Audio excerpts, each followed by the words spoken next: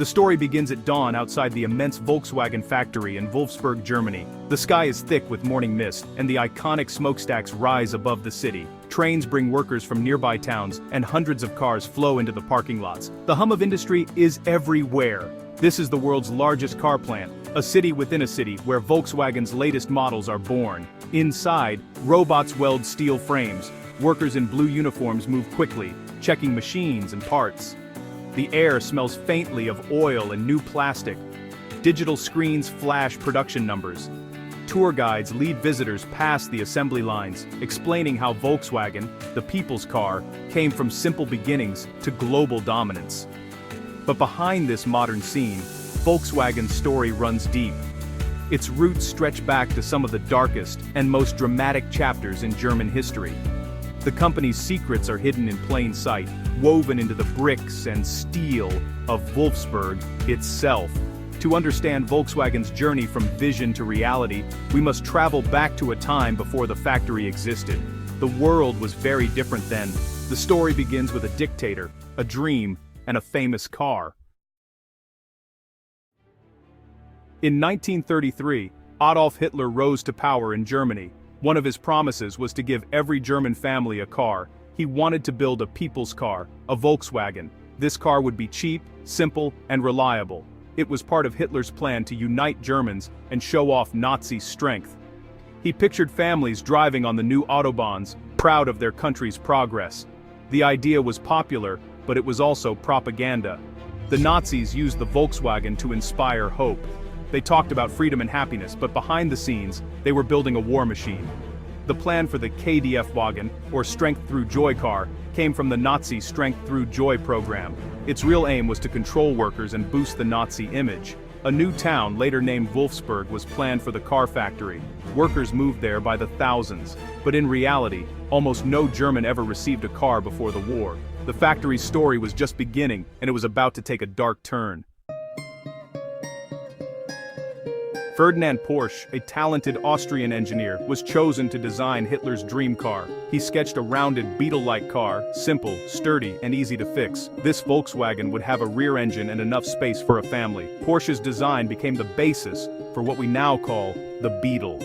To make the dream real, the Nazis launched a savings plan. German workers could buy a special booklet called a KDF Sparkart. Each week, they would pay a few marks into the plan.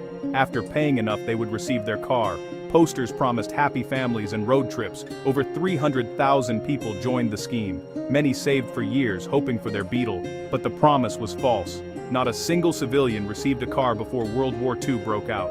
The money was used to build the factory and fund Nazi projects. The savings plan became a symbol of broken promises for many German families.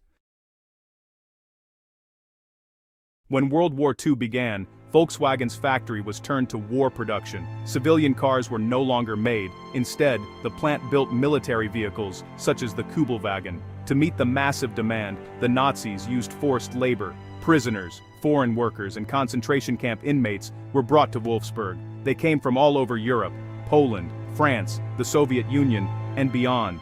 Life for these workers was harsh and dangerous. They lived in crowded barracks, often behind barbed wire. Food was poor. Guards watched them closely. Many were beaten or became sick. Some tried to escape but were caught and punished. Child laborers, some as young as 10, were also present in the camp. They too suffered from hunger, cold, and fear. A special camp, known as Arbeitsdorf, was built near the factory. Later, an outpost of the Neuengamme concentration camp was opened on site. More than 20,000 forced laborers passed through Wolfsburg. Hundreds died from disease, malnutrition, or abuse. For decades, Volkswagen did not speak publicly about this dark chapter. In the late 1990s, the company paid into a fund to help survivors. When the war ended in 1945, the Volkswagen factory was, well, basically a ruin. Bombs had destroyed much of the plant. Soviet and American troops showed up, but it was actually the British Army that took control. Major Ivan Hurst, a British officer, saw something special in the broken factory. Instead of shutting it down, he ordered repairs and started production again, this time for civilian cars. The British Army's goal was to provide jobs for Germans and transportation for the occupying forces. Hearst and his team found old Beetle parts and finished cars that had survived the war. They restarted the assembly lines. The first post-war Beetle rolled out in December 1945. Soon, thousands more followed. Workers painted cars in military green or gray, using leftover paint from the army. Without the British, Volkswagen might never have survived. The Beetle became a symbol of Germany's new start. It was no longer a Nazi project. It was a car for peace, rebuilding, and hope. Volkswagen's history is, honestly, full of quirky stories. Back in the 1940s, German families who joined the KDF savings plan received more than disappointment. Some actually got a Beetle baby bond, a savings certificate for a child, hoping they would someday receive a car. The dream outlived the war, even if the cars never arrived. Fast forward to 2010, 20 people squeezed into a classic Beetle in Brazil, breaking the world record for the most people in a Beetle. The little car became a legend for its clever design and surprising strength. Many owners love to share stories of how many friends and pets they could fit inside. Volkswagen has a tradition of naming its cars after wins. The Passat, Golf, Jetta, and Scirocco all have wind-related names. It's kind of a nod to nature's power and speed. And really, who can forget Herbie the Love Bug? This cheerful Beetle starred in 6 Hollywood films, racing and causing mischief. Herbie made the Beetle an American pop icon, loved by kids and adults. Volkswagen's financial story has, well, its own surprises. In 2008, the company's stock suddenly shot up, becoming the world's most valuable company for a few hours. This short squeeze happened when Porsche tried to buy more VW shares. Investors who bet against Volkswagen lost billions.